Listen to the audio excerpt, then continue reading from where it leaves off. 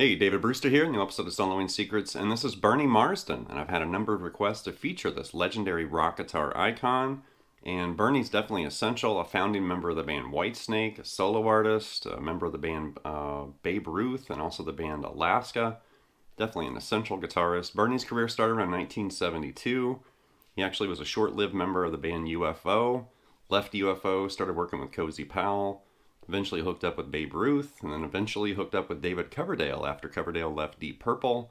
And Bernie, along with Mickey Moody, created that twin guitar attack that you hear in Whitesnake's music, like the mid-70s until about the early 80s. So anyway, Bernie's definitely a legendary guitarist, and there's some cool stuff hiding in this episode. So here we go.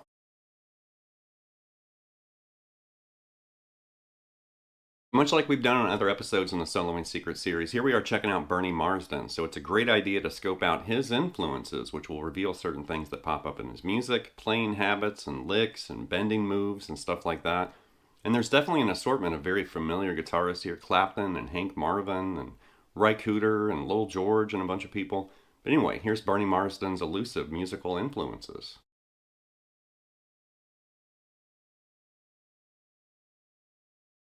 And I already mentioned some of the people that Bernie worked with in his career, but here's an image featuring some of the bands and artists that he worked with. And keep in mind that includes people like Jack Bruce and Ginger Baker, and I mentioned UFO and Babe Ruth and some of that. But anyway, here's some of the artists and groups that Bernie Marsden worked with in his career.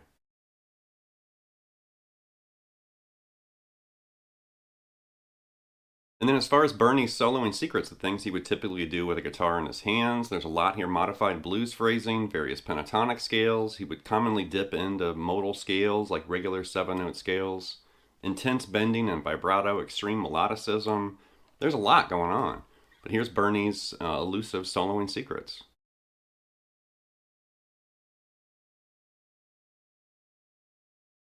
So the music and ideas featured in this episode came from 6 Bernie Marsden related albums. That's 5 Whitesnake albums and then 1 of Bernie's solo albums too. And I'd never actually checked out Bernie's solo albums before, so that was cool, kind of deep diving into some of that music.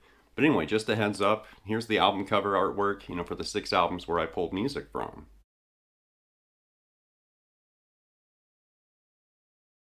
So with the opening jam, that's the song Still the Same, and that's from Bernie's solo album And About Time Too. And that's a really interesting song, and you'll hear, at different points in that tune, you hear a lot of this E minor add 9 down there, right? And that's kind of what the MXR clone looper was looping behind me when I played that solo like that.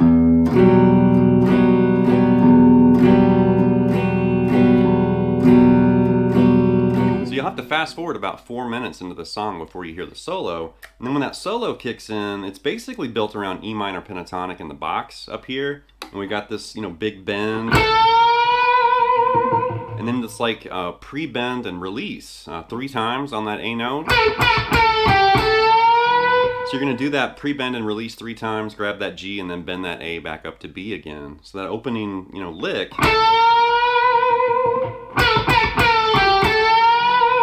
Then you've got this little move. So a really stock kind of pentatonic lick there. And then he's basically doing like that pull off.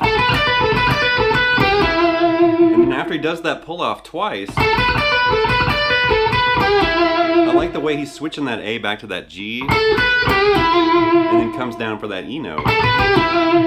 So that.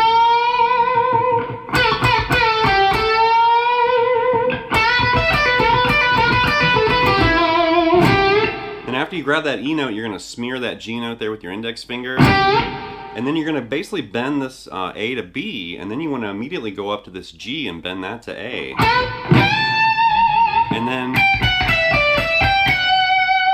so after you do that A bend and then that G bend, you're going to come down that G, F sharp, E to that D. You're going to come down that F, or that G, F sharp, E, D, and then go back to that E, and then G to F sharp, and then hold that F sharp. Then you start doing this E to D thing, like that. So you're doing this.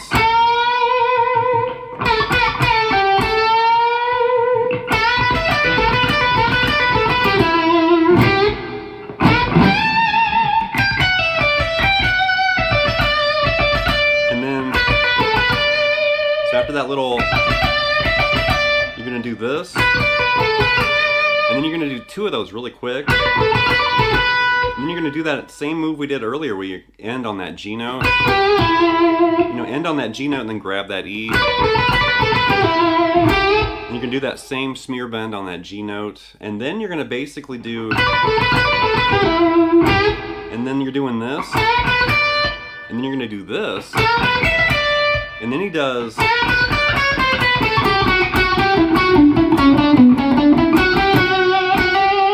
Something like that. So that first bend we're doing here, and then there, and then you're doing this chromatic thing. And then he starts almost playing like staccato.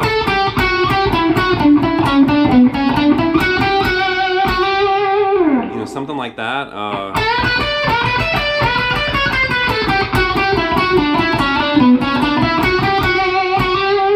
Really interesting the way it comes out of that, and the solo keeps going. I kind of stopped it right there, but what a cool solo.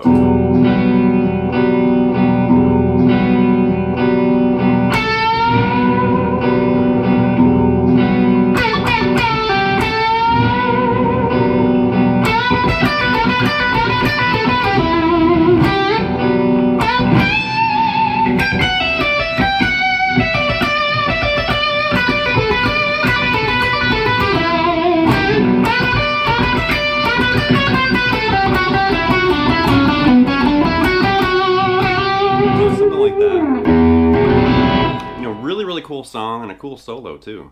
Okay, up next to the opening lick to the solo to the song Love to Keep You Warm. This is from the Whitesnake album Trouble, and this is a great example of these lower register kind of growling ideas, you know, from Bernie, because he definitely would play higher ideas, but then you could also catch him, you know, grabbing these lower growling ideas like this.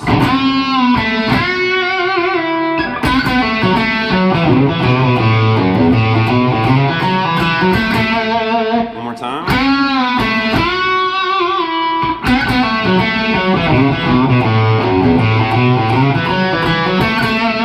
This is in the key of A, and he starts with this bend on that B note up to C sharp, releases it, and then grabs that A note. Then he grabs that E and bends that to F sharp with some vibrato, and then releases it, like this. Right? After that, and you got this bouncy, like that. And that's all about your index finger as far as the bending and sliding and some of that shifting and stuff. So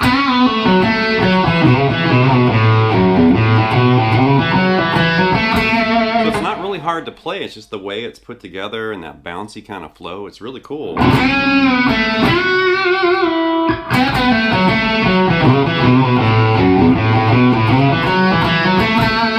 of reminds me of Joe Walsh and Jimmy Page a little bit. You know, cool lick. Next up's a lick from the song Walking in the Shadow of the Blues. This is from the Whitesnake album Love Hunter, and it's this lower register lick once again.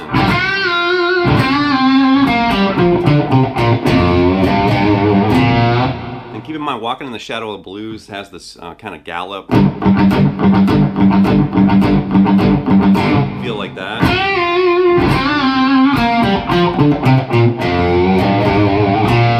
Something like that. So now we're in G, and we're going to grab that F up to G and release it. And that C up to D and then release it. And then once again, kind of staccato coming down G minor pentatonic. Like that. And then you're going to pick up this F note. You're going You're gonna kind of smear bend it and then go into that G. And then you're gonna smear bend that B flat at the end. Like that.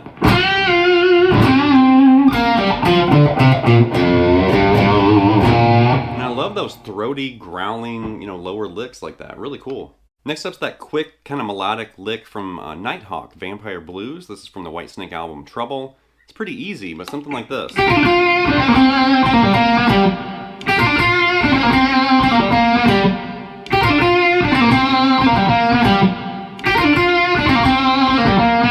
Something like that, like G minor pentatonic, and you're just kind of flying through it like this. And then right there. And then... So it's pretty short and sweet, pretty simple, but I like the way he's kind of doing the start and stop kind of quick, lick.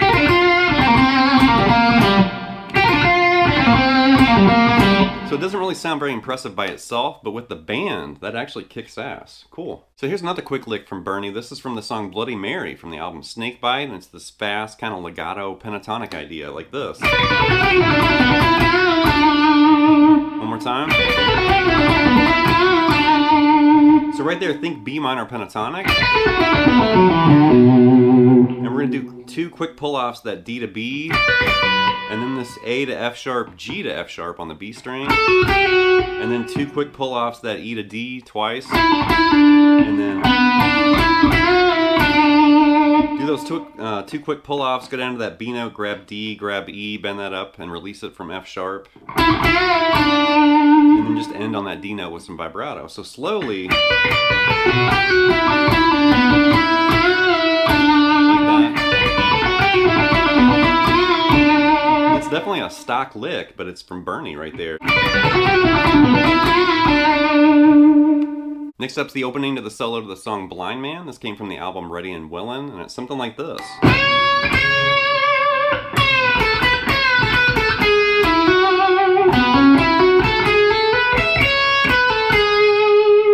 One more time.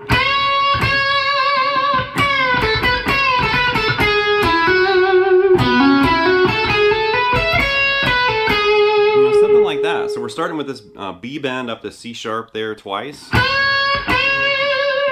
And then you're going to basically release that bend and then grab A to B. And then you want to bend and release that B again. And then you're going to do this A, B, A. Go down to that G sharp and then E to F sharp. Like that.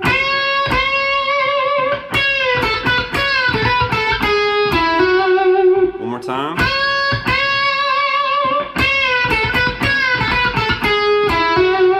And then he comes up like this. That's really cool there. 2 hammer-ons, between that B and C sharp and that E and F sharp, and then you're going to pull off that A to G sharp and then A to B hammer-on, and then this E, back to that C sharp, and then that B, A to G sharp. That's really cool. Really expressive, tight, melodic phrase there.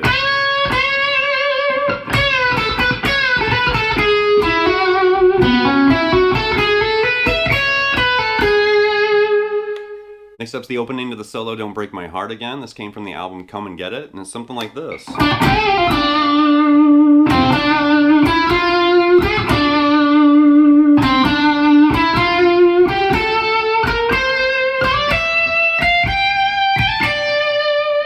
One more time.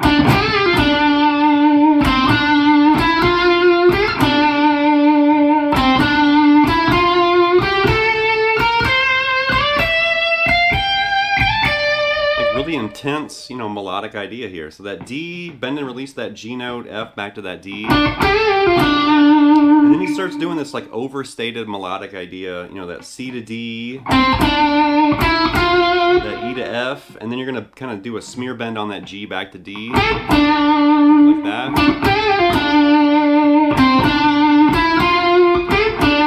And then start doing that melody again.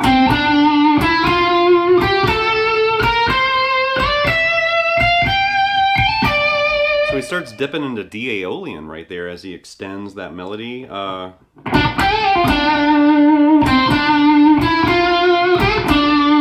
here.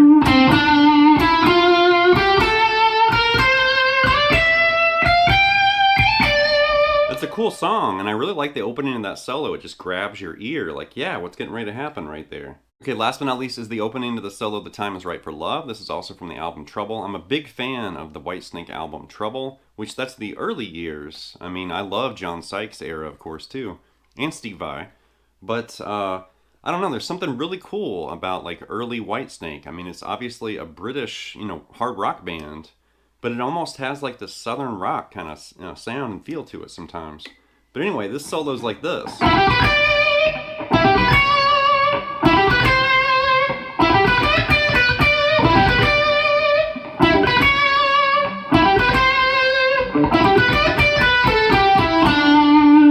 One more time.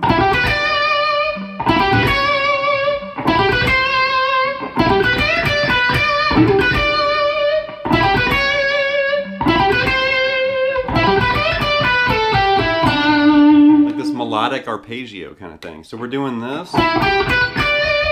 And you definitely hear this crafty kind of descending, change in the notes right there. That E, G, B to D. And then you hear, that E, G, B to D flat. Or C sharp, however you want to look at it. And then you're moving down to C. So you're doing that with that little melodic kind of motif.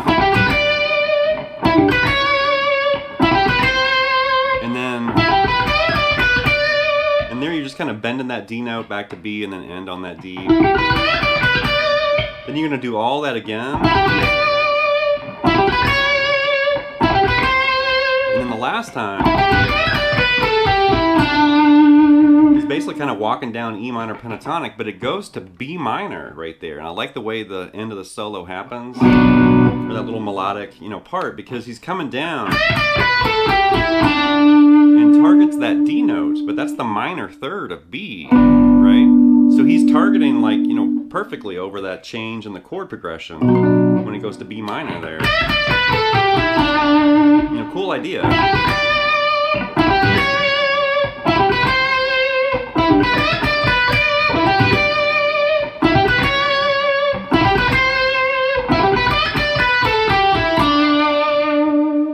Alright, that's going to wrap this episode of Soloing Secrets with this look at Bernie Marsden. Definitely a very dynamic and important guitarist, very influential, very respected. And I did notice a lot of requests coming in, especially after he passed away a couple years ago. And I do want to apologize. The reason for the delay was I really needed to wrap my head and my ears around early Whitesnake to really separate, Bernie from Mickey Moody.